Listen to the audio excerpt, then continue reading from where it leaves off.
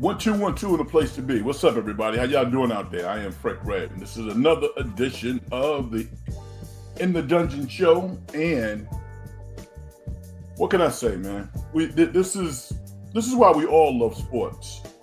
I assume that most of you were watching the Chicago Bears and 49ers game on Sunday night. If not, I don't want to spoil it for you. But what a great game this was. It was pretty incredible. San Francisco 49ers are literally writing their own history. Week after week, they are proving people wrong and proving a lot of people right, who visualize this team possibly making a nice run for the Super Bowl. And if they should be so lucky, the Super Bowl is being played on their home field, that would be incredible, miraculous, unthinkable, unfathomable. When you consider everything that this team has gone through this year, it's been pretty incredible. I don't care if you are a fan of the 49ers or the Chicago Bears. Tonight, football won. Sometimes, we'll turn on the television and we'll see two mediocre teams and we'll say to ourselves, why are we watching this?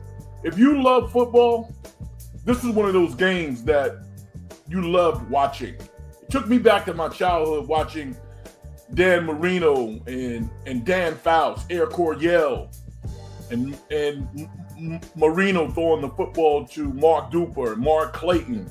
I go back to those particular times. You might not. Check it out on YouTube. But this was an unbelievable game.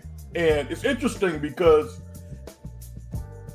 about 2 or 3 weeks ago, the 49ers have won 5 straight games. But about 2 or 3 weeks ago, I was watching Brock Purdy. It was against Cleveland, a game that was muddy. It was not aesthetically beautiful.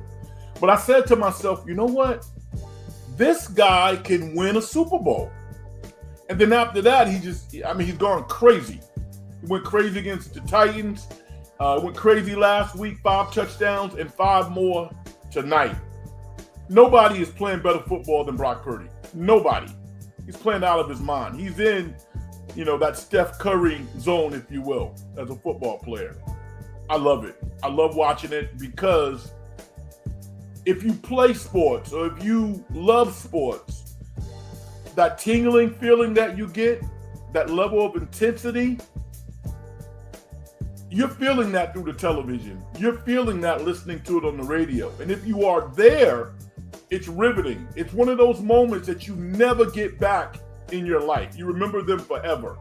And that's why we love sports. So I want to hit the 49ers hard tonight. There's some other topics that we're going to talk about, i.e. the Golden State Warriors, and we got the college football playoffs coming up. But I'll talk about the 49ers game as long as you want to, the prospects of success, what you saw from the players. Wherever you want to go, we can do that. My name is Frank Red. You listen for the first time. Thank you. I appreciate you. Hit the like button. Subscribe to the show if you like what you're doing. Follow me at Big Frank Red on X, Twitter. And yeah, what a great game. 42-38. The 49ers were victorious. They're now 12-4. Let's go back to July. When, Purdy had not been signed yet. Brandon Ayuk was rumbling that he didn't want to be there anymore. All of that type of stuff. To get to where we are now, Bosa basically has been hurt the whole year. Fred Warner has been hurt for most of the year. Guys have stepped up. Brock Purdy missed 8 games. Kittle has missed a lot of games. Quietly, I don't think the 49ers wanted to disrespect George Kittle because, he's a future Hall of Famer, in my opinion. But they knew they had Jake Tongas. Jake Tongas showed what he could do when George Kittle was out. So I think from at the tight end position, the 49ers felt that they were okay if George Kittle didn't play tonight. And that's exactly what happened. Tongas was a freaking animal out there. His hands are excellent. He's becoming a better blocker. He's a hometown kid. So this was a great game. You want to talk about it Hit me up in the chat. I love to hear your comments. This was awesome. Per usual, I want to start the show with the great Vicky. Vicky says, 49ers, wow, what a game. The defense held when they had to. Brock played like Joe and Steven won. I love it. I can't even say anything about the Warriors except I'm so disappointed. But we'll get into that. I'm not totally surprised they lost, but we'll talk about the Warriors a little later. All right. What's going on with Dylan Brooks? You got to fill me in on that. I'm not familiar with that. What a nice shirt. San Francisco Giants color. Well, thank you for my shirt. Thank you for the comments on my shirt. I actually made it myself, so I'm proud of that. At one point, I had a clothing business, kind of, sort of, for big guys. So thank you. I appreciate you. Mr. Go says, can the Warriors stop blowing leads in games and end up losing like they did against the Raptors? We'll get into that. Absolutely. My man Keith says, what's up, Frank? What a great Niners game, even though our defense was, is that drawbridge? Driving me crazy until the last play. What a year so far. Great coaching job by the Niners. I mean, here's the deal, Keith, and I think you know this.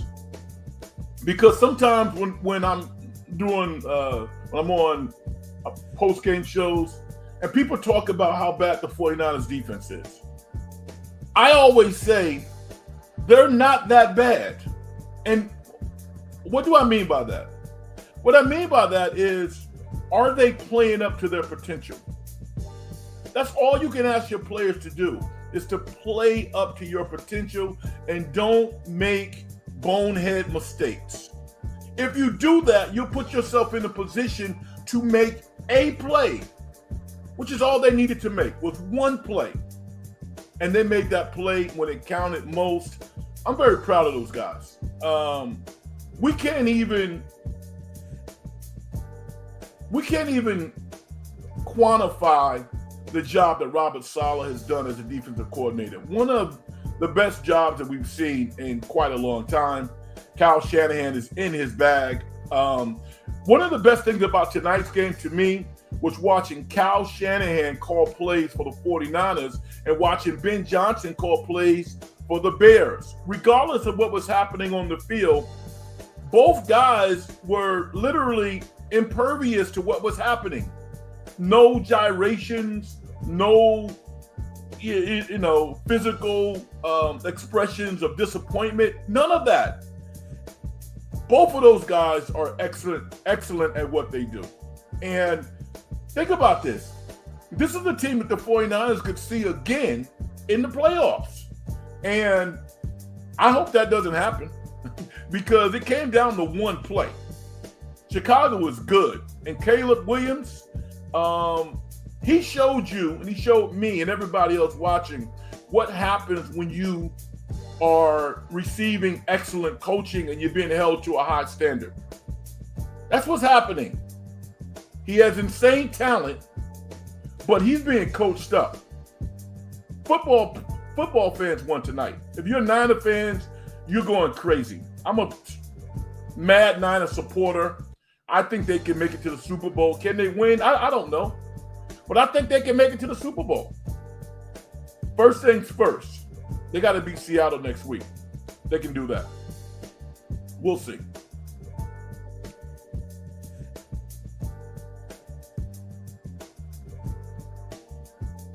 I'm going to hit some of the Niners calls first. The Kitchen Handyman says, insane game. I think it's the best 49ers regular season game that I've ever seen before. I'm going to say that regular season because the touchdown pass from Steve Young and Terrell Owens, like Terrell Owens coming out party, if you will.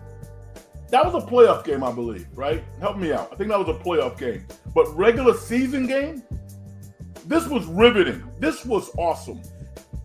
It really was. Brock Purdy was insane. That jump move to throw TD to Juice, that was awesome.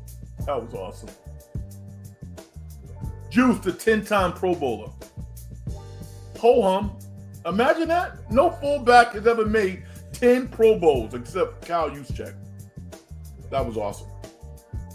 Big Kyle Juszczyk fan. TG says, Frank, rough Warriors loss, but Niners win made up for it. Yeah. We'll get into the Warriors, but I want to give everybody an opportunity to really revel in the madness and revel in the joy of what took place tonight. The 49ers, they were miraculous, but they were workmanlike, and they were the 49ers that we've seen throughout the history. They were dominant. They were cohesive. They were businesslike. The numbers have different players in them, but the commitment to excellence, I think, is there.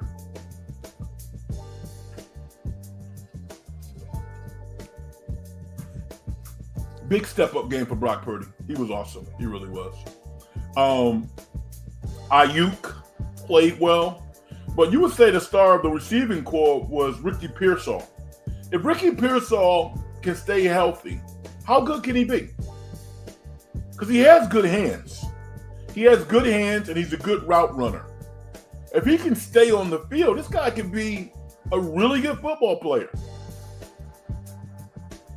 And people talk about, well, the Niners don't have a dominant wide receiver.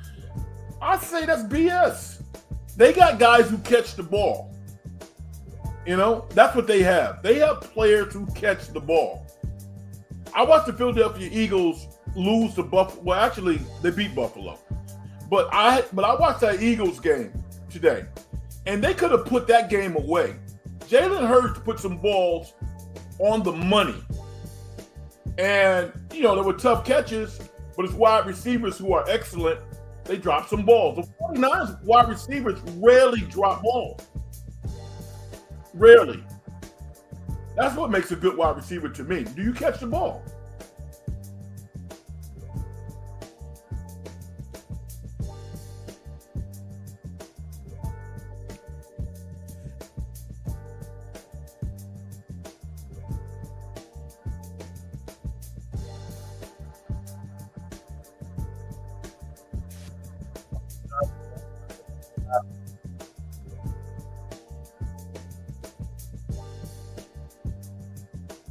All right, calls are starting to pick up a little bit, so I'm just going to go through them and get people's comments in there.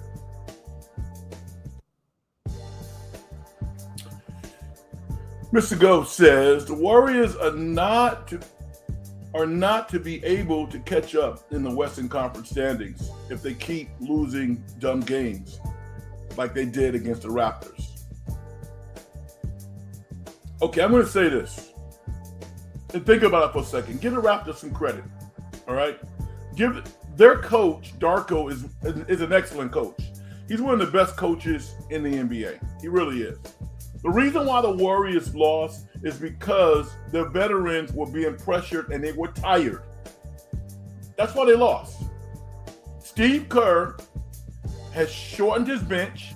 I don't even want to point to Kuminga, but Kuminga is one of the few guys on the team that could match the athleticism of the Raptors. He could.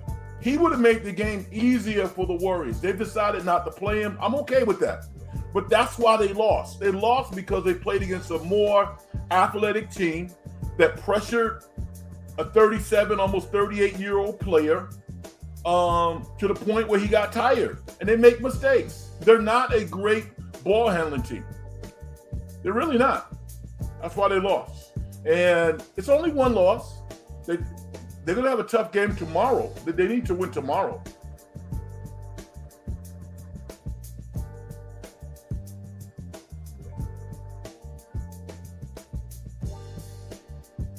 My man Keith says Shador making the NFL GMs look stupid.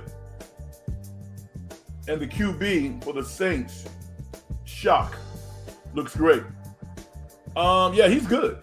He's really good. And I can't think of my man from ESPN's name right now, but he told us that Shock could play. And is he a starter in the NFL? I don't know if he is or not. I know he is an NFL quarterback. I think he is probably getting a better look than the kid who he replaced, but he's taking advantage of it. Give him credit. The Saints have won 4 straight games.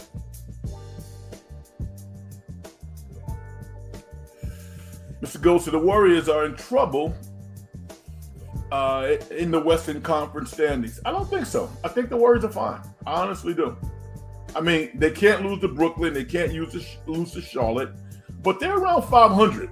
The Clippers are in trouble, not the Warriors. The Warriors are fine. Handyman says, make them come to our house and try to beat us Sunday.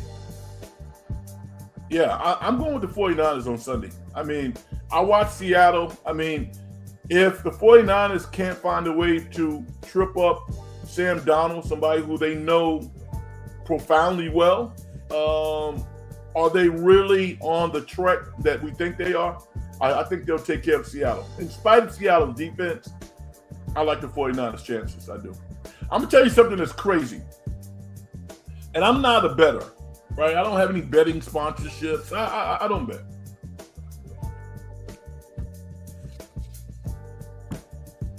I see nothing wrong with it. And if I had a betting sponsor, then maybe I would, just for fun.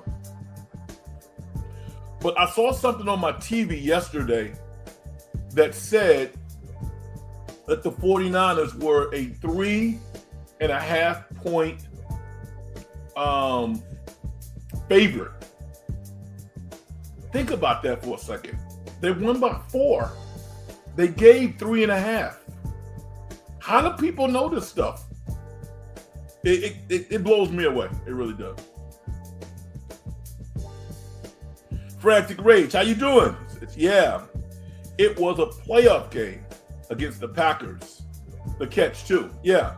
So sometimes the sports fans, we can get caught up in hyperbole, and there's nothing wrong with that. But as long as I've been watching the 49ers, I'm talking 20 plus years, I've never seen a better regular season game than this. I mean, you might be able to say, well, yo, Red, this one was better for this particular reason. And that's okay. That's a conversation. But I've never seen a better regular season game than the one we watched tonight. This was riveting. And it was for a lot of different reasons. Think about the pressure and the inherent value of winning this game or losing this game. Yeah, both teams are in the playoffs, but the 49ers are in a much different position if they can win their division. Much different. Teams will have a tough time coming to the Bay beating the 49ers. Now, if the 49ers have to go play in inclement weather, they got to go to Philly when it's 20 degrees. Brock Purdy's not going to put those types of numbers up. They're not.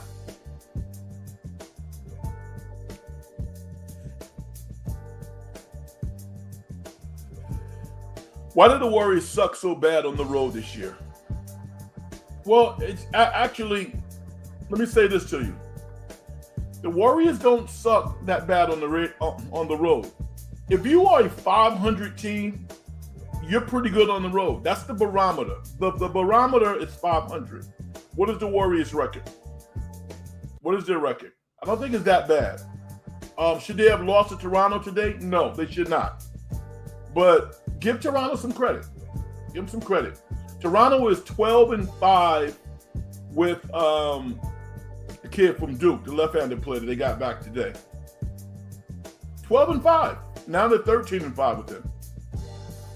So this is not a terrible team. The Warriors are just not a good team this year. I would say to you, We're going to have some real conversations after January 15th when we find out who the Warriors get back for Jonathan Kuminga. Then we can have a conversation. If the Warriors somehow, some crazy way, was able to get Michael Porter Jr., would you say the Warriors suck at that point? If they got the kid Trey Murphy III from New Orleans, would you say they suck at that point? So we really don't know. Daniel Gafford's name been thrown out there. Daniel Gafford really does not move the needle, in my opinion. They need more offense. They need more defense, but they need more offense. They need a good young player to complement their older guys. So hang in there. If the Warriors can be around 500 or better, and then they get a player back, then we can have some real conversations. Until then, the thing that sucks is that they buried Kuminga. So there's more pressure on the veterans. They shouldn't have to work so hard. He should be playing, producing, averaging around 15 points a game. If he was, they'd be a better team. Key says, with all the injuries Niners had to endure this season, John Lynch deserves a lot of credit for trading and signing free agents to fill in and for us not skipping a beat. Yeah, man. To the victors go the spoils, all right? And that means everybody. So, when you bash John Lynch, when you bash Cal, give them credit. Everybody within this organization is eating right now because things are working out well. I mean, think about it. They're 12-4. Nobody saw that coming. I did not see that coming. I thought they'd be a playoff team, but winning their division? Wow.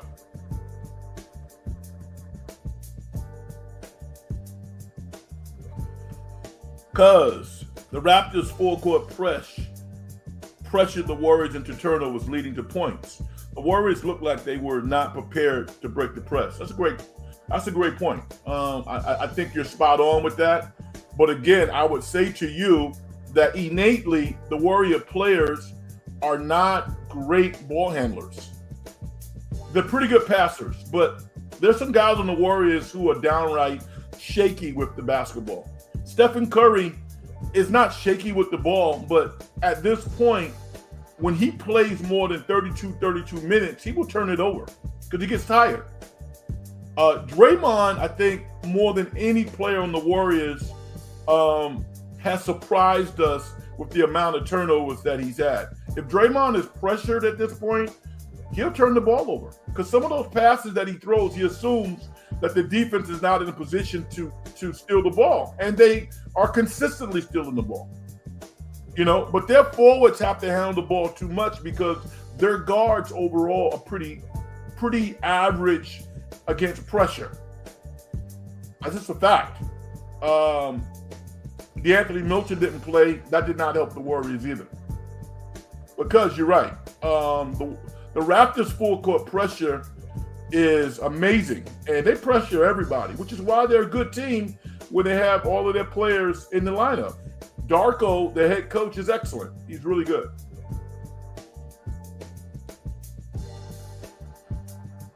Game is on Saturday. What game? Okay, the Seattle game. I didn't know that. Thank you. Appreciate that. Thank you, Keys. Also, Niners play Saturday night. You should have a show afterwards, if possible. I will do it.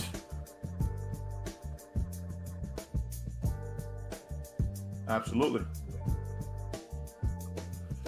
Mr. Go, the Warriors have a mediocre record, and this team is mediocre. Yes, they are. At this point, they are. Vicky says, do you think they should trade Draymond? Not in the middle of the season. No, I don't. And I'm going to say this. Draymond is not a guy who you can trade very easily.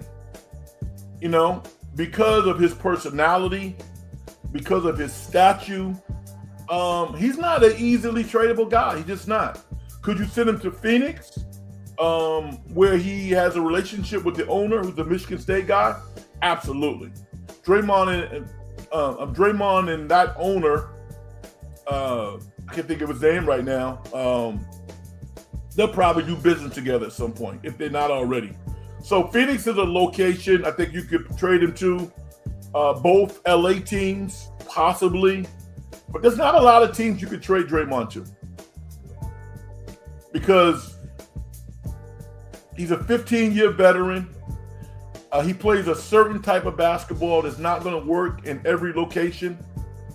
So I don't think they should trade him in the regular season. If they got a deal that they could not pass up, then anybody with the exception of Stephen Curry can be traded. I mean, they traded Clay, essentially. It's an awful loss by the Warriors. It's a bad loss. It's not an awful loss. It's a bad loss. An awful loss would be to Brooklyn tomorrow night, because you have an opportunity to get some get right the following night, even though it's a back-to-back, even though Brooklyn has won 7 out of 10 games. If you're the Warriors,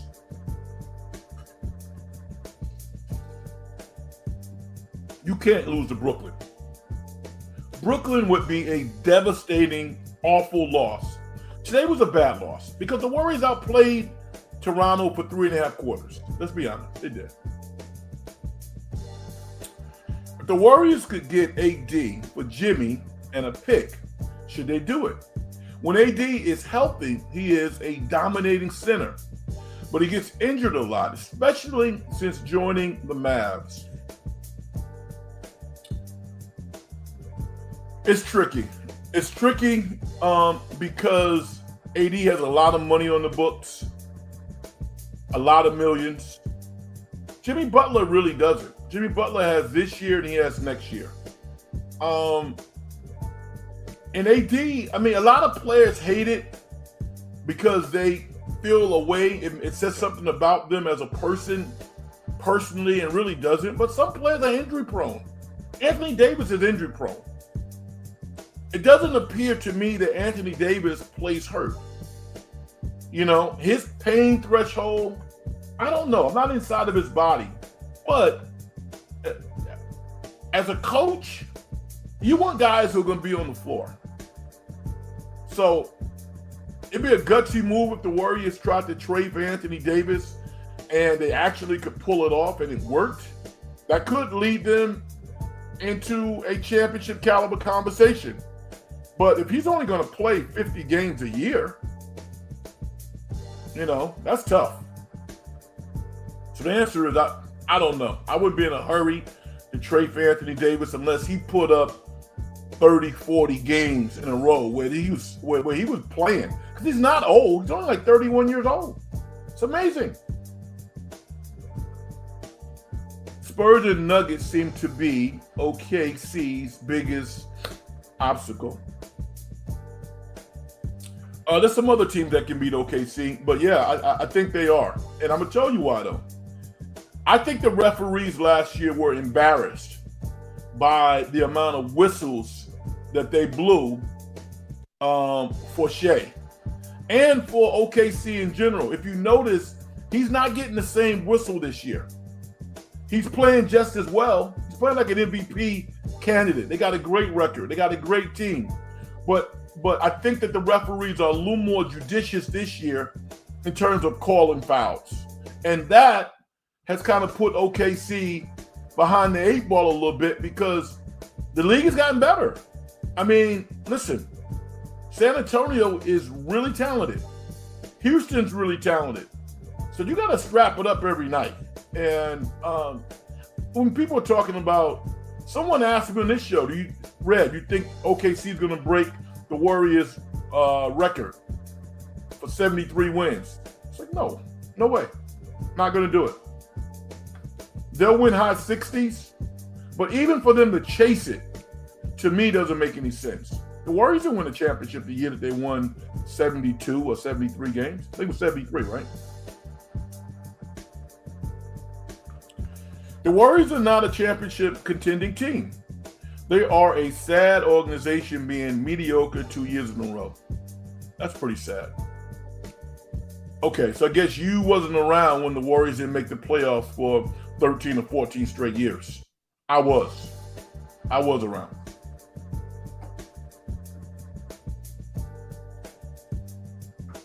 Some Warrior fans are probably a little spoiled at this point because all they know is winning and championships.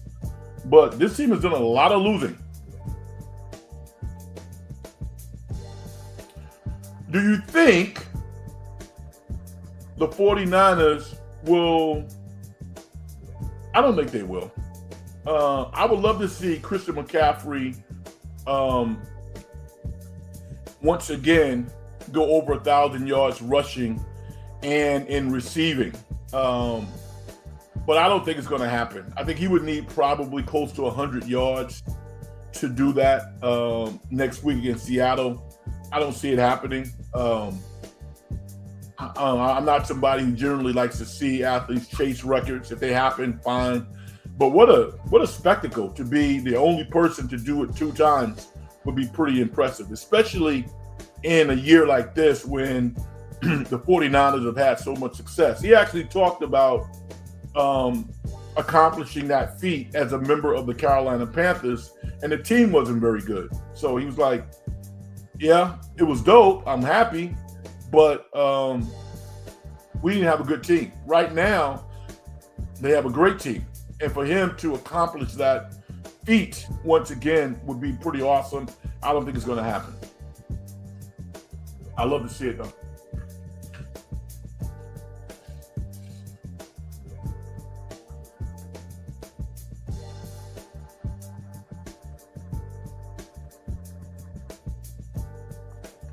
You would think the Warriors would be better than this. This year is pretty terrible.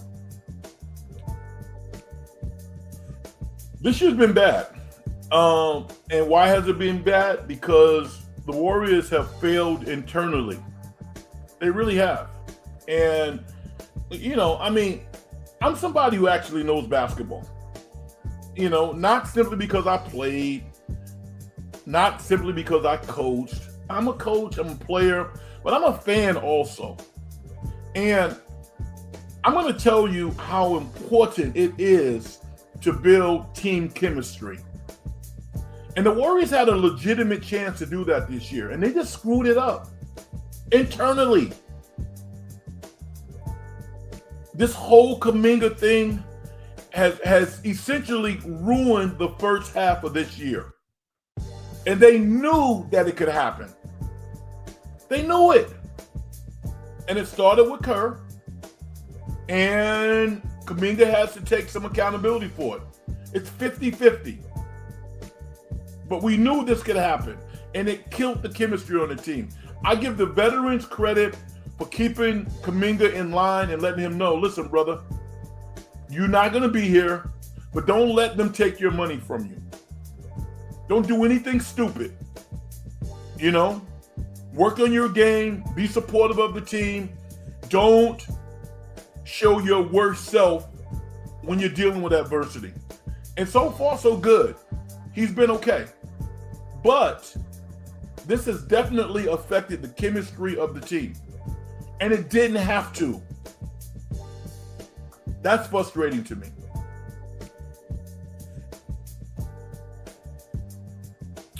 Steve Kerr is not doing a good job coaching this Warriors team this year. Well, you got to give me some specifics. So what do you mean by that? No playoffs for the Warriors this year. I disagree. I think they got a chance. I think it's going to depend upon who they get in return for Kuminga, and there might be another player that they have to give up also.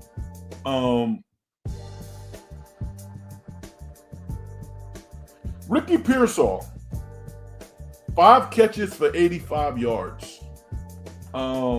That's impressive. And they needed that. With Kittle being out, they needed to stretch the field. That's encouraging. Jawan Jennings, he does some strange things on the football field. Maybe some comments. But I am a Jawan Jennings fan, tough ball catcher, combat receiver. And I just go back to the summer when he was literally fighting to get paid what he deserved. And there was a whole lot of conversations about how he didn't deserve this. He's not that fast. And I was like, well, have you seen this guy play? Jawan Jennings is having a phenomenal season. And you consider the amount of targets that he has. What do you got, like 9 touchdowns at this point? That's crazy.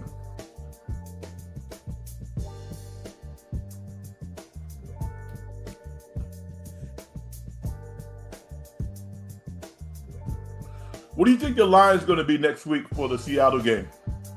Will the 49ers be the favorite?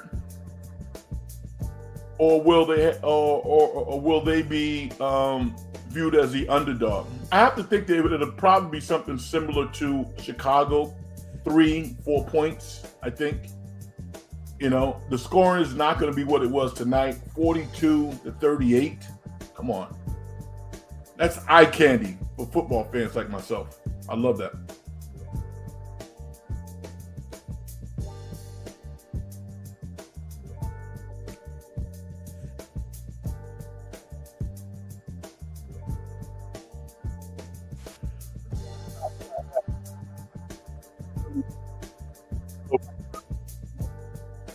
Screw it up. So I'll try not to do that.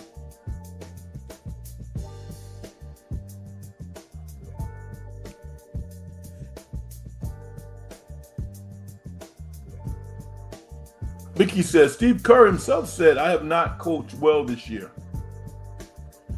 Yeah, but Vicky, Steve Kerr he's so freaking smart and media savvy.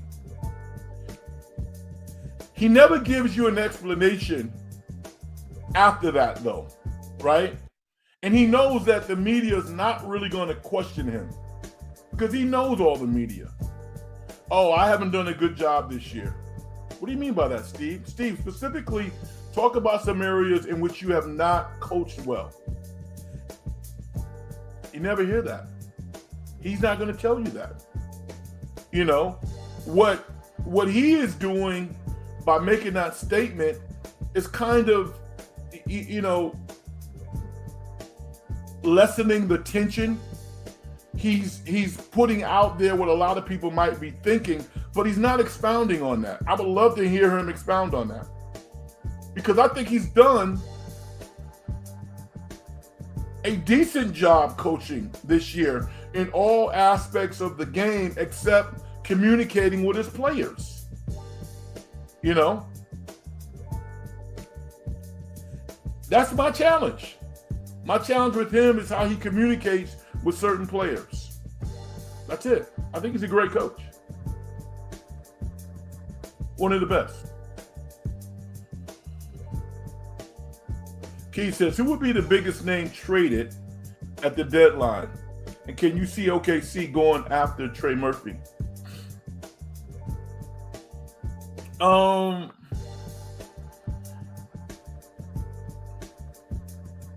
If I was going to say the biggest name that would be traded, I would say Giannis. And Giannis would be the biggest name. LeBron being traded would not totally shock me. LeBron coming to the Warriors would not totally shock me. I'm going to say LeBron. I'm going to say Giannis. Because Giannis, number one, with the Knicks, because the Knicks have the pieces. If Giannis doesn't want to be in Milwaukee long term, and he can pick and choose where he wants to go, i.e. New York, then, the Knicks can send Cat to Milwaukee. Even if he doesn't want to go. I've seen players be emotional in the locker room when they get traded. It's a real serious thing. There's nothing like playing in New York. Cat's from Jersey, so he grew up a Knicks fan. But the Knicks could trade him. And some picks.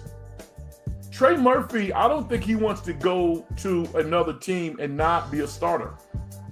He's making starters money. Orlando extended him with a nice contract. I think he wants to go someplace where he can actually play winning basketball and potentially be a star. So, OKC has the picks. They definitely have the picks. So, it'll be interesting. What do you think? I say Giannis and LeBron. I think that's like a LeBron in Los Angeles to me is like the end of a good series that we've been watching on television for a long time, and we liked it, and all of a sudden we get into the end now and it's not so good. I think that's LeBron's tenure in LA.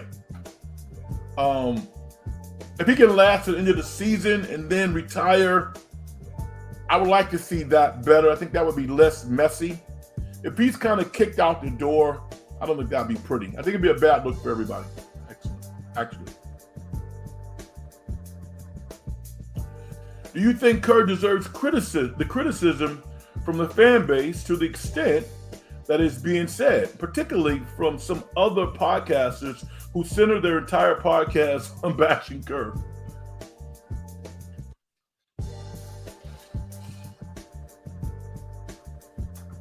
Well, I would like to know what the other podcasts are saying. I've heard some podcasts that said Kerr should be fired. I think that's ridiculous. Yeah, to me that's crazy talk.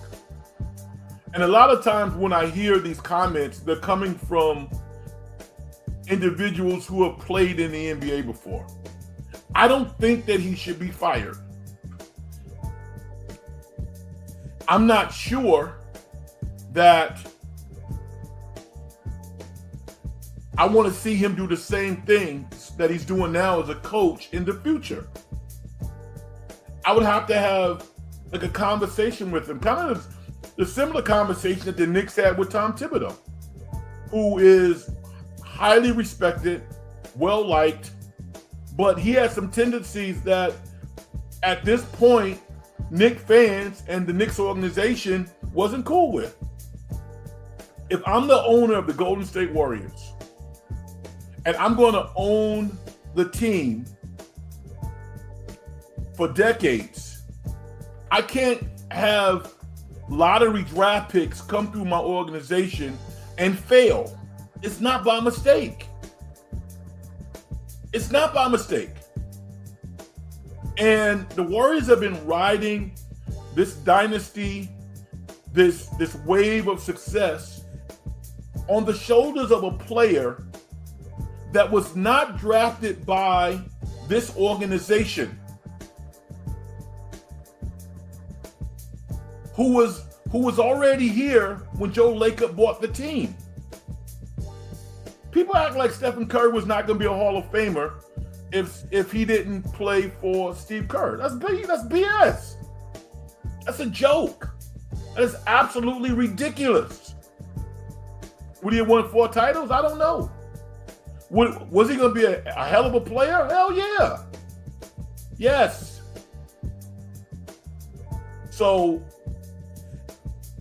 this mentality, this layered system of coaching where there's this power struggle, that's not going to work in the future.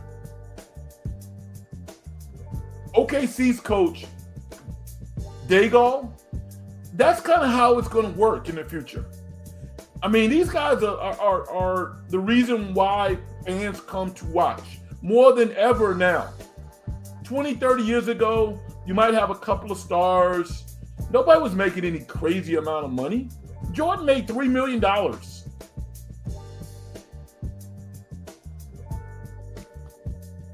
Fans are smart enough to know if you're going to pay somebody $25 million, you don't want to see him getting DNPs. Why? Because he sucks that bad? He's so bad that he can't even get in the game? I mean, You can fry an egg on Lacob's head. So I think Kerr deserves some criticism, but tailor the criticism to speak about specific things that he's doing as a coach. Don't say that he sucks as a coach. He doesn't suck as a coach. He's a very good coach. Excellent. But he said it time and time again. His communication style isn't always the best. He said that.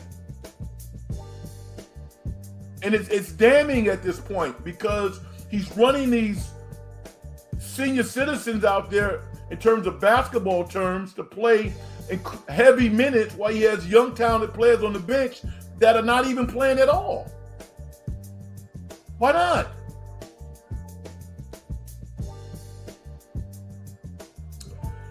The Warriors team is so pathetic. Being in the 8th seed in the Western Conference right now is pretty pathetic. Zeldar, how you doing? We need to transfer this music to the Kruger postgame show.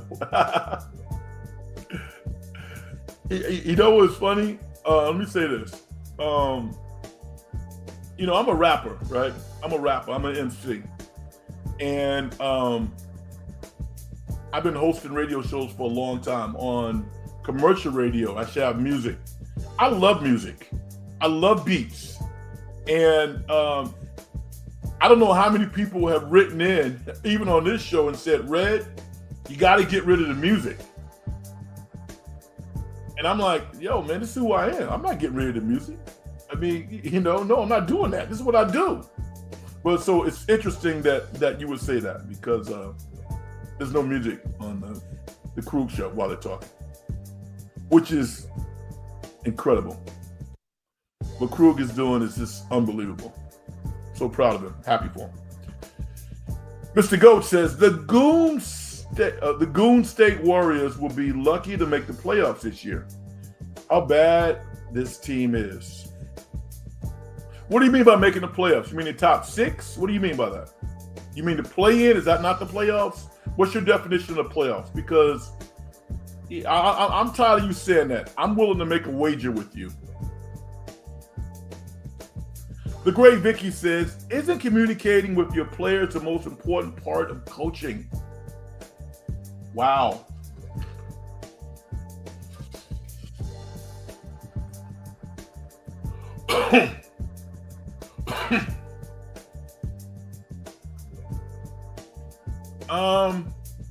If you're going to win a championship, I'm going to say yes.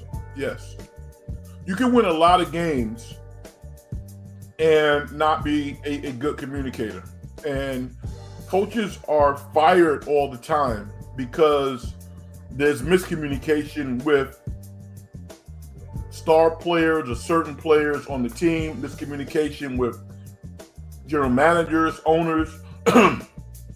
So yes, I think that you're onto something, Vic. I think communication is really important.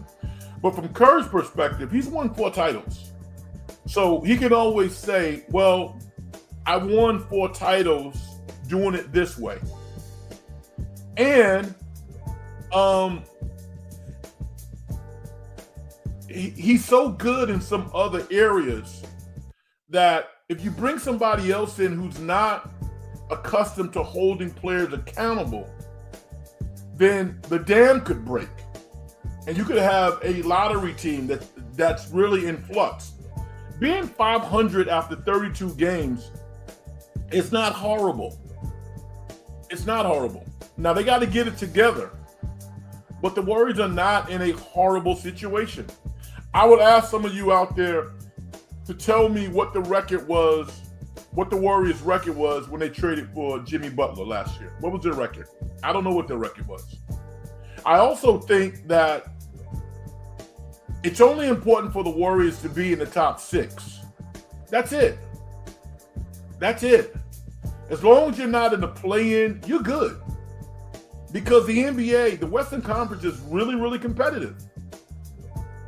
As long as you're in the top 6, there's really not that much difference between being the 3rd seed and the 6th seed, which is who you would play if you're the 6th seed. You know what the difference is? One game. The Warriors beat the Houston Rockets last year in a series. What was Houston last year? Number 2? So I want everybody to just kind of relax a little bit and let this whole thing play out. They screwed the Kuminga thing up. That's obvious. But if they can flip Kuminga and get a player back who can literally help them and actually be a potential star, then you would have to say that they did okay. But if they get back some average complimentary player and Kuminga goes somewhere else and really flourishes, that's going to be hell. There's a couple of places where they're not going to send Kuminga to Chicago. I've said it before and I will say it again. If Jonathan Kuminga is in a Bulls uniform, he's going to average 20 points a game. And the fans are going to love him. If he's on Sacramento, they will love him. The Warriors are not sending him to those organizations. They'll send him to somewhere like Memphis, where there's like total dysfunction, Charlotte, someplace like. I don't think they actually want him to make them look bad. I mean, why would anybody want to make a trade and not be viewed as winners on the other side? So this is not only business, but it's kind of personal, kind of marketing, covering your own ass is plural. Young West says, if 12-1 Cal beats number 16 Louisville next game, I think Cal will crack the top 20 spot in college basketball. It's been a while since Cal basketball has been ranked. What do they play Louisville? They play them at home or do they play them on the road? Because Louisville's a pretty good team. I am impressed with the job that Mark Matson has done. I'm a fan of Mark. I know him. Played ball against him quite a bit. And I like Scottie Pippen's son. Good player. Good player. What did you think of the Cal football game? It pissed me off. I felt like I was watching a Cal regular season game. How can you give up that touchdown at that particular point in the game? It's inexcusable. That is terrible. God awful. Now, you can't blame that on the new coach. But my whole thing, like with the 49ers tonight, this is why I love Robert Saleh as a coach. Same scenario. If the 49ers were in that position, one play to defend or give up the go and lose the game, last year we would assume 70% of the time there would have been a 70% chance the 49ers would have screwed that up. This year with Robert Saleh coaching these guys up, along with all the other coaches, I need to give all of the defensive coaches credit. I mentioned Robert Saleh's name because he's at the top, but all of those position coaches deserve credit. I felt confident that they were going to make a play, and they did make a play.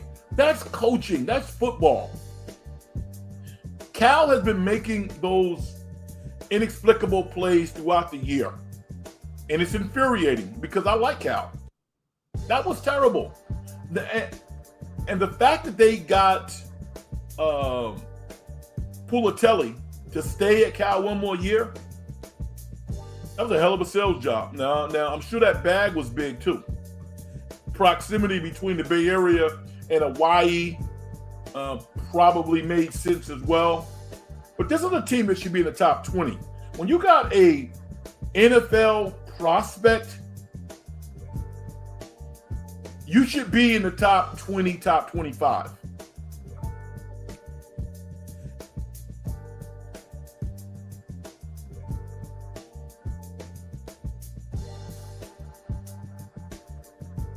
Okay, let me get this. You said, I thought Cal football game was very entertaining.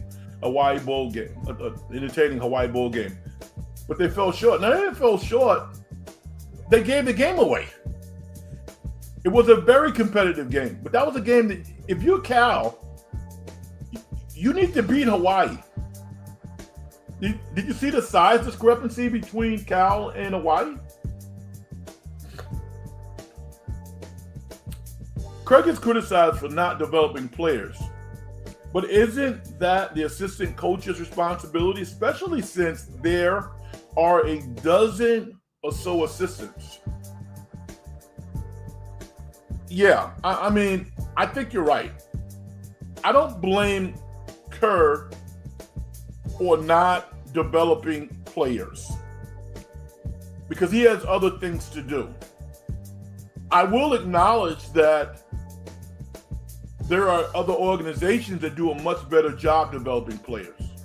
As a head coach, you have to have some accountability of who your assistant coaches are. So if they're not developing players, you have to take some responsibility, but that's not your primary responsibility. OKC develops players. San Antonio historically develops players. The Miami Heat develops players. There are organizations that develop players. Billy Donovan, Chicago Bulls, historically has developed players. Busdelic, the second-year rookie that they got, the skinny kid who's really athletic, he's starting now. He's starting looking like he's going to be a decent player. He's probably averaging 15, 18 points a game. Chicago got the same record as the Warriors. They're 500. But they are developing their young players. Kobe White. Nobody thought much of Kobe White. Nobody. Kobe White, over the past couple of years, has gone from being kind of just a guy to all of a sudden he's a guy who's averaging damn near 20. He's averaging 21, as a matter of fact. Io, I'm not going to butcher his name, but the Io, his first name is Io, the kid from Illinois. I got a chance to watch Chicago on Prime the other day. I was like, wow, this guy's really good.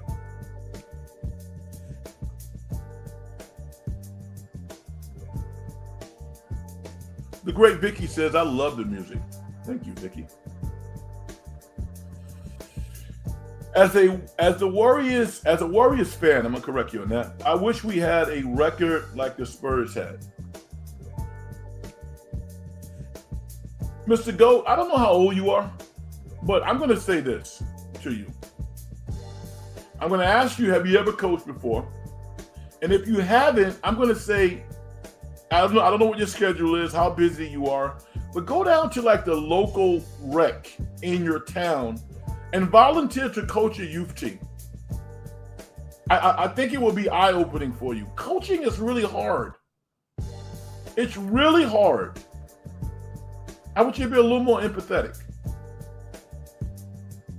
If you want the Warriors to have a record like the San Antonio Spurs, you know, can you put Victor Wembanyama on the Warriors? Can you do that? Can you get a team to allow you to fleece them to get their best player like Sacramento did with De'Aaron Fox and give back basically nothing? It's pretty darn hard. I didn't mention the Boston Celtics. The Boston Celtics develops players. They do develop players. So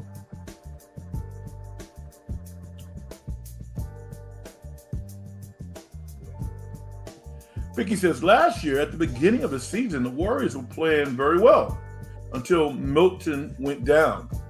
Right. And Vicky, I would counter what you're saying and say the Warriors were playing very well this year until they benched Jonathan Kuminga for no apparent reason. No, he wasn't playing well. Maybe he wasn't running. But those are moments in which you talk to your players. I remember last week I was watching the Houston Rockets. I don't know who they were playing. Maybe it was Denver. It was a team that they lost. But you know, Emi Udoka can get kind of heated.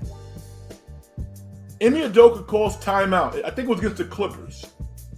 And he was talking to one of the twins. I don't know which one it was. The one on Houston. The one who everybody's raving about. And he told him, I read his lips.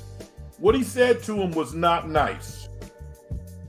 But he felt that he needed to say it at that particular point. And the Thompson kid came back out and played okay. But my point is, you got to communicate. You have to. You know, you have to have those open lines of communication. I'll give you a perfect example. Draymond and Kerr had this alleged blow up. And it was different. But Draymond said, yo, we're going to get past it. Kerr came out and publicly apologized and said it wasn't his best moment. And they moved forward. No one else is talking about it. Draymond's out playing. Why can't you have that same relationship with everybody? Not just the guys who won championships for you. I think you should have that same line of communication with everybody. Young West, Frank, who are some of your top MCs, rappers of all time? I'm a Gen X guy, and most of my top guys are from the 80s and 90s.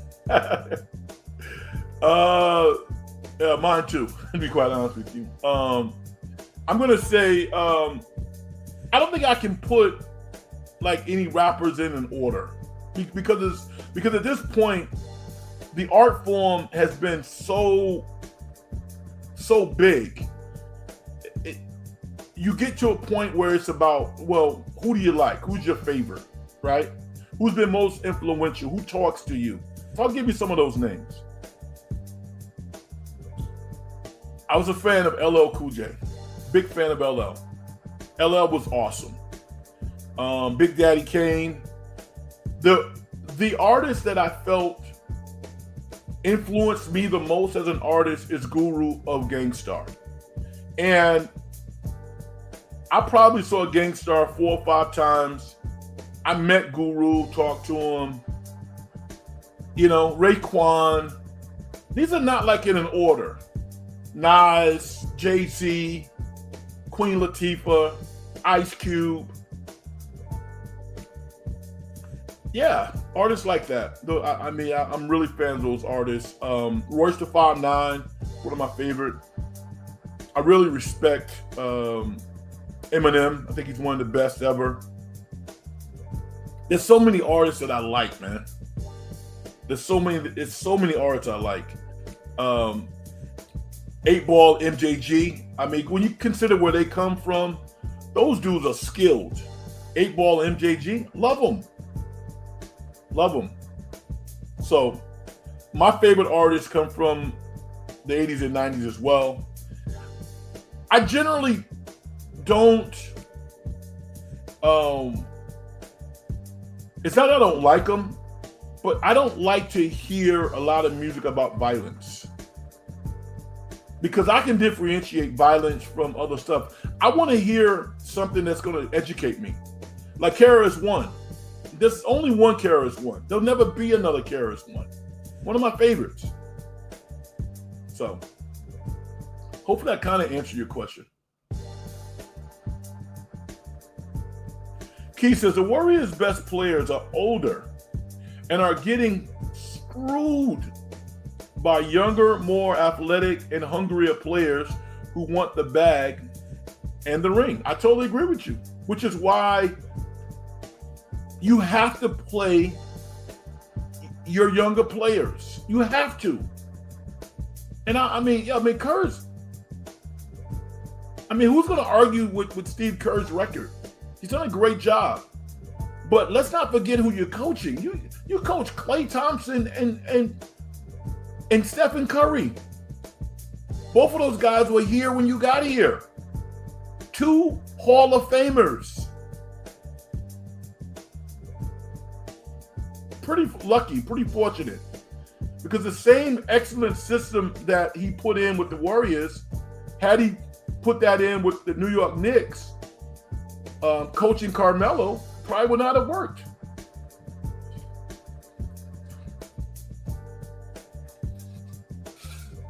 We know it would not have worked.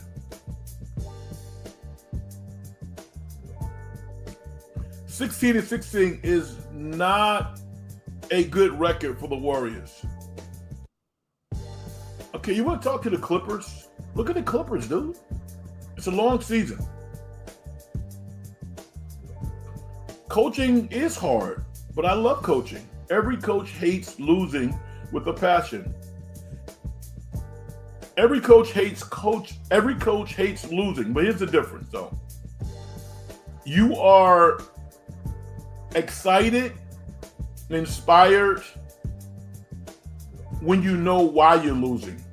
If you're a coach and you don't know why you're losing, that's a problem. You're going to keep losing.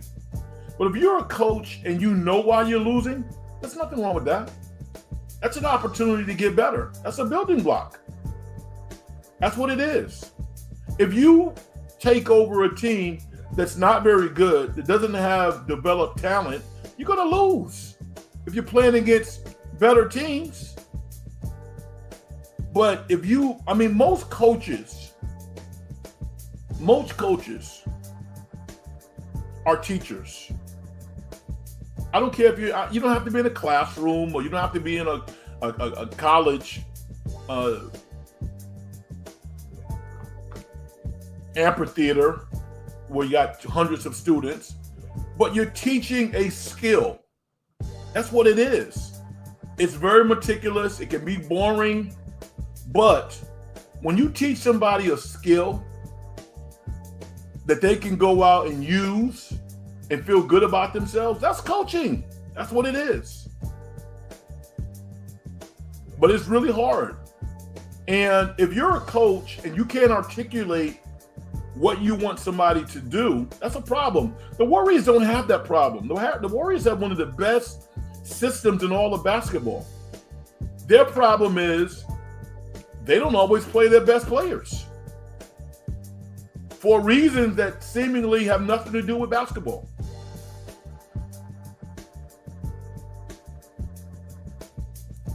Young West says, I love all those rap artists you mentioned. Cool, we can hang out. Vicky says, my first rap I heard was MC Hammer. Hammer's a legend, and he made history. He came out of Oakland, where they did not really have a long-standing history beyond Too Short in rap. And Hammer became one of the most famous rappers of all time.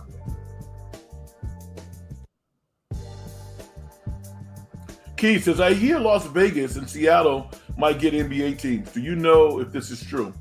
I think it's going to happen. For the first time, I heard Adam Silver actually talk specifically about those two locations. I think it's going to happen. Hopefully, it's not at the expense of an existing franchise. I'm concerned about New Orleans. I'm not sure that that's a strong market for the NBA. I don't know if there's enough money down there to support an NBA team. There might be some other things that we don't know about that make it inherently harder for NBA players to be successful. I don't know. But I don't want any city to lose their team. I don't. I would love to see two expansion teams, one in Vegas and one in Seattle. Seattle has one of the best grassroots basketball communities in the nation. Seattle and the surrounding areas consistently produce excellent basketball players. Rainier, some of these other high schools are outstanding. I can't wait until Seattle gets a team. Vegas is going to be financially successful, but that's a little tricky for a lot of different reasons. We can talk about that also. The Warriors season is over in June. That means you think they're going to turn it around, Vicky. I love it. Young West says, every time I lose a game coaching, I do learn a lot from it. And so do my players. I love it, man. Give me one thing you learn. What do you learn? Help me become a better coach. Key says, I believe Kuminga is our best perimeter defender, and he can get you buckets. I'm so frustrated at the Warriors. I am too, but I'm not emotional about it. It upsets me because it's allowed to happen. Not many organizations operate like the Warriors do. The one thing about Joe Lacob that I respect is exteriorly, maybe internally, he lets his voice be heard. But exteriorly, I mean, he's not a meddlesome owner. He's just not. You know, people were up in arms when he returned an email to a fan. There's somebody, I mean, come on. That's about it. That is about it. I give Lacob a lot of credit because there's a lot of owners that would be loud, would be very loud. You know, that literally would not want to pay a player $25 million. I mean, after 30 games, Kuminga makes 20. He's been paid what, $10 million already? Even if he makes $22.5 this year, Kuminga has been paid probably about $10 million this year. To do what? Sit on the bench? Why? Because DeSantos is better? Come on, man. Can we stop that? Pat Spencer's a better player than Jonathan Kuminga. Can we stop that?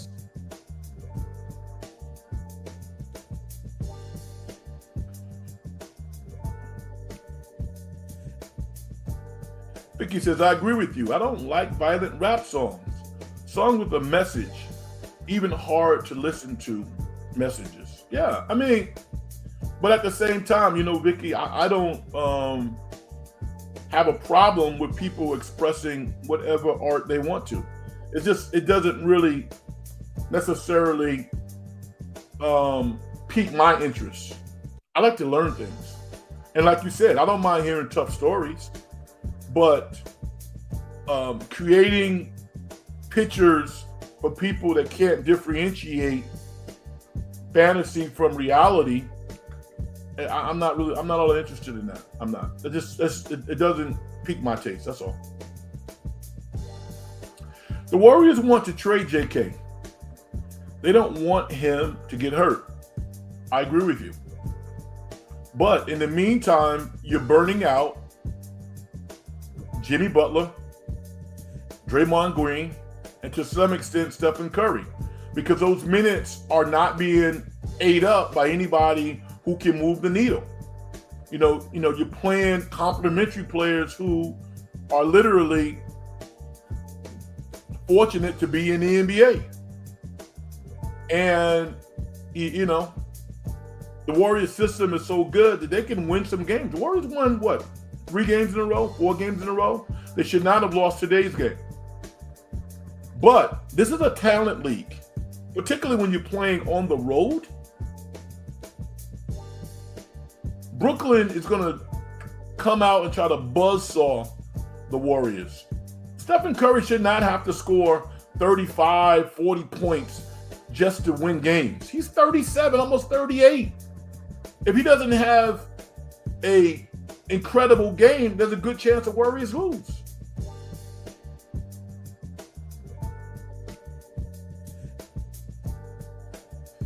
At this point, it seems obvious that Kuminga is not playing because they don't want him to get hurt, get injured before they can trade him. Yeah, that's true. But it sucks for the veterans. Key says, my dream scenario trade would be Kuminga and Podge for Murphy and get the center from the Nets. We'd definitely be better. Yeah, I know what you're talking about. Yeah. I want to see the Warriors win. I don't have a problem with them trading Kuminga because it's not working within their system. It's not working for him. But I want to see him go somewhere where he can be successful. I do want to see that.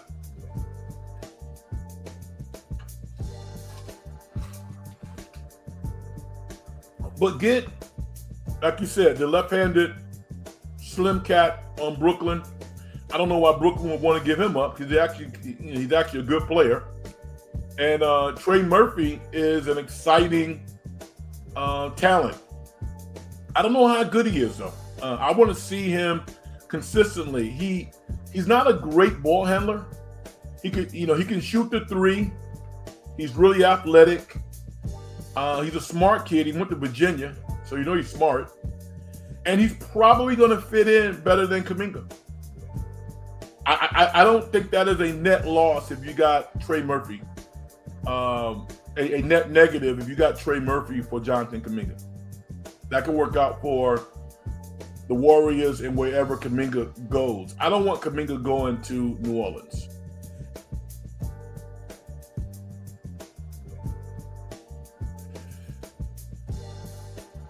I learned a lot from losing. Patience, respect, correcting our mistakes, working harder mentally and physically on ourselves in the game. Love it. Keep me posted on how you're doing. I coach a girls team, and we're going to start playing games probably in about 3 weeks. I'm looking forward to that. I think we have a team that can make the playoffs. I would be disappointed if we did not make the playoffs. We have some really talented young ladies who have an opportunity to play together and accomplish some things. So I'll keep everybody informed on that. Collins, I believe, from the Nets. I'm not quite sure of his last name, but I know him. Great show, Frank. I always learn something on here. And everyone is so respectful to one another. Thank you for your comments. I appreciate it. Because,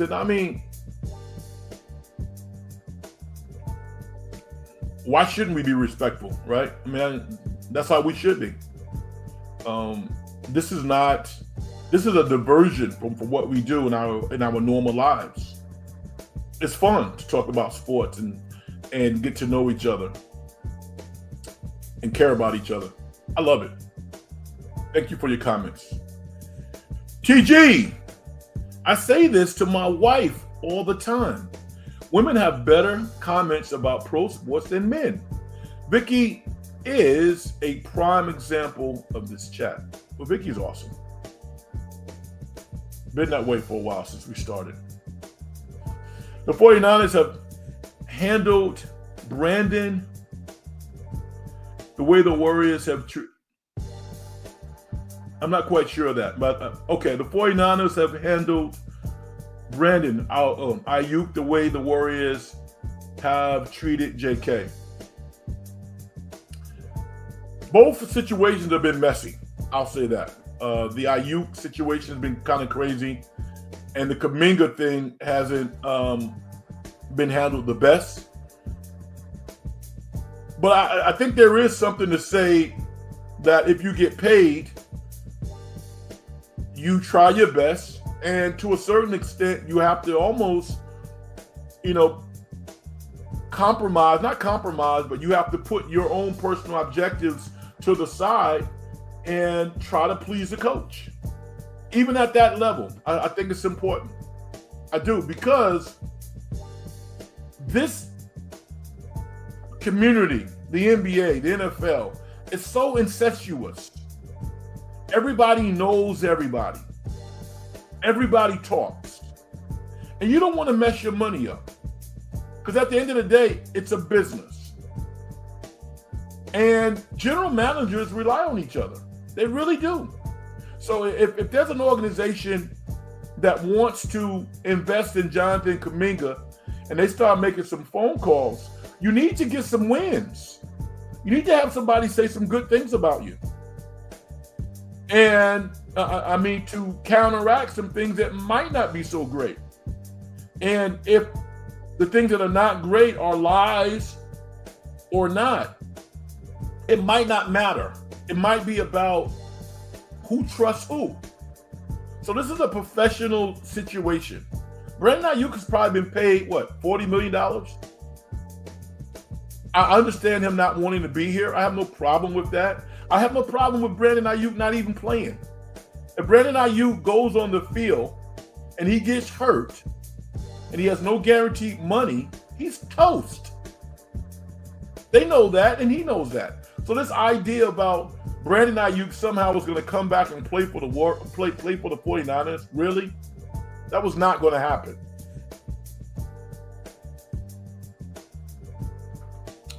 Caleb impressed me tonight. The Bears are going to be a problem. Yeah, I don't want to see them again until next year, to be quite honest with you. I do not want to see them again until next year. Granted, the 49ers, if they play the Bears, if they win next week, they would play them again at Levi, but that might not matter. Offensively, Chicago's a problem. An absolute problem. So, yeah, I got to tip my hat to Caleb. Caleb played his tail off. He looks like one of those. He looks like a young Aaron Rodgers to me. A really, really strong arm. He throws the ball on the line. He's not as accurate at this point as Aaron Rodgers, but this is his second year. Second year. Impressive. If the 49ers beat Seattle next Sunday, we win the division, and I think we have a bye and home field advantage for the whole playoffs. That is correct. The number 1 seed gets a first round bye. Yeah. So we've been talking about it for months. This is a crazy, wacky year.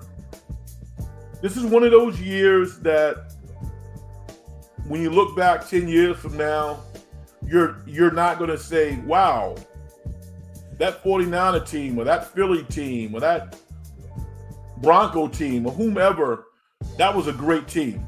No, you're going to say they won the Super Bowl. They were the last team standing. And that's going to be good enough for the people who win. For the fans, for the players, for the owners, no one's going to care. When Trent Dilfer puts on his Super Bowl ring as the starting quarterback for the Baltimore Ravens, he feels as good as any quarterback who's ever won a Super Bowl. And that team offensively was the most inept Super Bowl champion that I've ever seen before. And yet they still won because their defense was so dominant. So why not go out and win it this year? Go win it.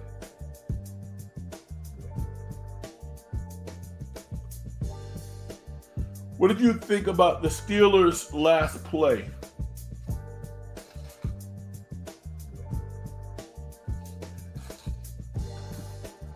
I wasn't in love with it. Nah, wasn't in love with it at all. I actually thought, Vicky, that I've seen worse plays be called pass interference. The guy never looked and turned for the ball. He never looked for the ball. He kind of arm shield the guy, and I get it. As an official, you don't want to get in the way, so nobody's stomping. You know, Mike Tomlin was almost emotionless. But I didn't love that call. I didn't love the call. But I was upset with DK Metcalf.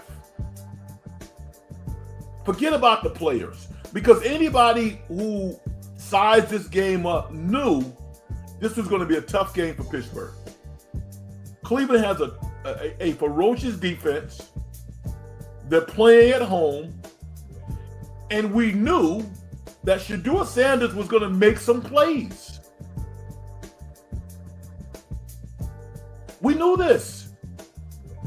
And he made just enough plays to get some points on the board and rely on their defense. I didn't like the play design. I didn't. And Pittsburgh beating Baltimore next week, even though they're playing at home, is a 50-50 proposition. Baltimore has more offensive players, I think, than Pittsburgh. It wouldn't shock me if Pittsburgh wins. I think it's really like a 50-50. It's a pick 'em game. But this is on DK. This is on DK Metcalf. Some of the comments that I hear about people who are famous and some who are not famous, it's just numbing to me. Well, this guy called me this, or he called me that. I'm like, wait a minute. You're gonna let somebody use words to move you off your mark? I don't know if anybody can say anything to me that would cause me to react in that manner. I'm not perfect, so maybe something could happen. I would be disappointed in myself. I don't care what you say to me. I'm not going to give up 2 game checks. I'm not risk not being there for my teammates. And oh, by the way, maybe lose $40 million in guaranteed money. That's not going to happen. You're just a fan. You're a fan with blue hair. Really? Who paid to come watch me play?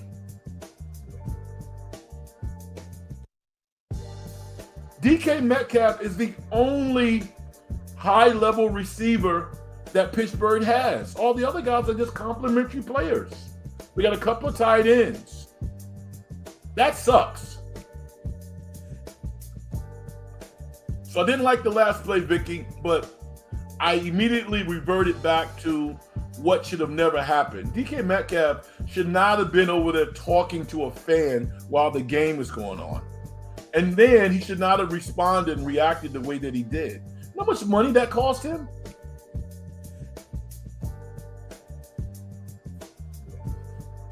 Unbelievable.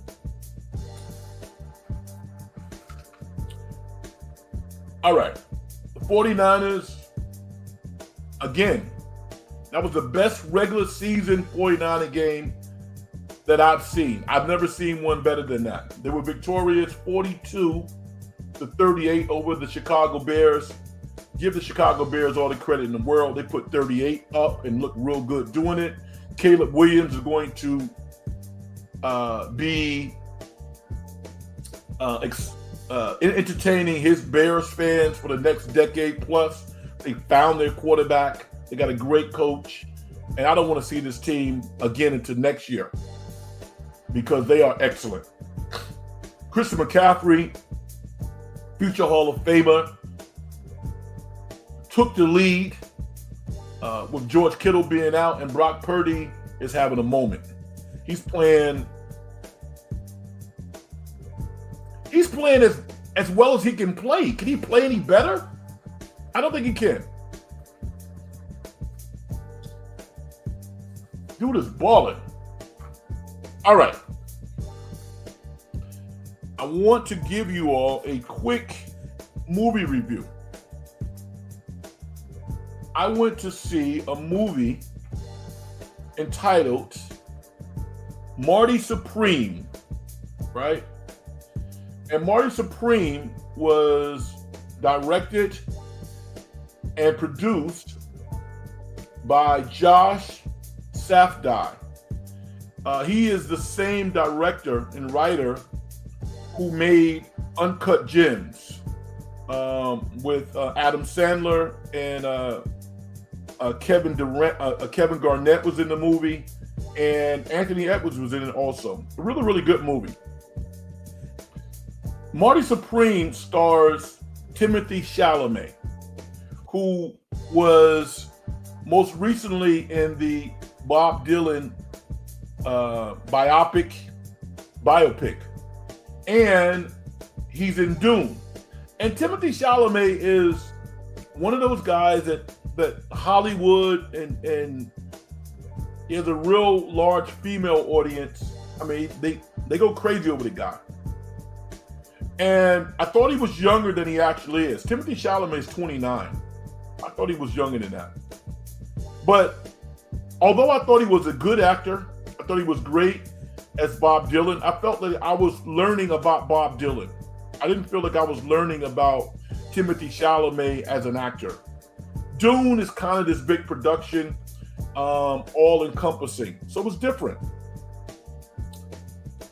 Marty Supreme gave Timothée Chalamet the palette and the range to let everybody know I'm one of those guys. I get it now. I talk a lot about movie stars and the lack of movie stars. Timothée Chalamet is a movie star. This dude he's on that level. He's like a young Dustin Hoffman, a young Richard Gere, really, really talented actor. And Marty Supreme, you look at the previews, you think that the movie is about ping pong. It's not about ping pong. Ping pong is the stop sign. It's the big marquee that we can all focus our attention on. But that's really not what it's about. Marty Supreme is about a person's desire and will to do whatever it takes to accomplish their goal. If I have to be ruthless, I'll do it. If I have to be conniving, I'll do it. If I have to humiliate myself, I will do it. I'll do whatever I need to do to accomplish my goal. Whatever it takes. He played a character, Marty Mauser, who was allegedly was a tennis player back in the 1950s who was trying to become the best in the world, but he had all of these obstacles that got in the way of him accomplishing his goal. Timothée Chalamet just took that essence and ran with it and created something that's pretty darn special. I get it. This guy's a movie star. I would encourage you to see Marty Supreme if you like going to the movies. On a scale of 1 to 4, I would give it a 3.5. It's not on the level of one battle after another, just another battle. It's not on that level, and it's not on the level of Sinners. Those are 4s. This is a 3.5. Timothée Chalamet's performance is on that level. He's going to be nominated, and he should be nominated. And if he won, I would not be outraged by it. I thought his performance was pretty extraordinary. All right? I don't want to give a whole lot away. I don't want to give anything away, but he was really, really good. And whomever did the casting also did an excellent job. Gwyneth Paltrow, I thought, was cast perfectly. She was awesome. She was really good. Kevin Leary, the Shark Tank guy, is in the movie, and essentially he's playing himself. So if you know Mr. Wonderful on Shark Tank, that's the type of role that he played, and he did a great job. There's a pretty exciting young actress. Her name is Odessa Ozian, and she's on this. I guess this show is called I Love LA. I haven't seen that. It's on HBO. I'm gonna start watching it now. But she had an interesting role in the movie. She's a lot of fun. I saw an interview that she did recently. And Tyler, the Creator, one of the most famous rappers in the world at this point, played Chalamet's buddy, Wally. And he, in his role, was excellent as well. So a lot of strong performances. The movie is fast-paced, kind of like Uncut Gems. So if you like that directing style, you're gonna really love this movie. So definitely worth your time. Marty Supreme and Timothée Chalamet really impressed me with his acting ability. I thought he was fantastic, and he's probably gonna be nominated. All right. Young West says, I will be watching Marty Supreme after your review and recommendation. I never heard of this movie, and I've loved watching films. Thanks, friend. I love watching films. I've written a screenplay before. I'm a storyteller. He said, thank you for the compliment, Chico State. Vicky, you're awesome. You know that. All right, man. Just to kind of wet your whistle, because the college football playoffs are going to be starting, the quarterfinals, after we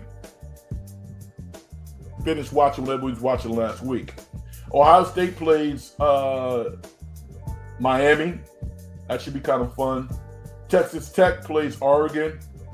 Indiana plays Alabama. And Georgia plays Ole Miss. Some really, really competitive games. It really is. So I'm looking forward to watching those games when they happen. I guess on the 31st and January 1st. So be on the lookout for that. And that's about it. I can't do no more. Next Saturday, the 49ers play Seattle. That's going to be a big deal. Someone suggested I do a show after the game. That might happen. I might also be on the Kruger podcast. I actually, if there's a choice or if there's an obligation to do that post-game show or do the In the Dungeon show, I'm always going to service you all. I'm always going to be loyal to you guys. You guys know that. So I'll definitely be back on Sunday night, but I might be on Saturday as well, either just doing a regular In the Dungeon show or on the post-game show as well. The Warriors take on the Brooklyn Nets tomorrow with an opportunity to redeem themselves from what was a pretty tough loss today. It clearly pissed off a lot of their fans, but they have another chance tomorrow. And then on Wednesday, they take on a much improved, talented Charlotte Hornets team. So be on the lookout for that. Hopefully you've hit the like button. You subscribe to the show. If you are not a member already, I would much appreciate it. And I thank you for contributing. It's been a lot of fun. I'm going to do my thing and get out of here, y'all. Success in getting paid is a manifestation of the whole process. If you're the individual, don't do things to help other people make their lives better. As far as I'm concerned, you haven't done nothing. My name is Frank Red. Be safe out there. Enjoy yourselves. And I'll talk to you down the road. Take care.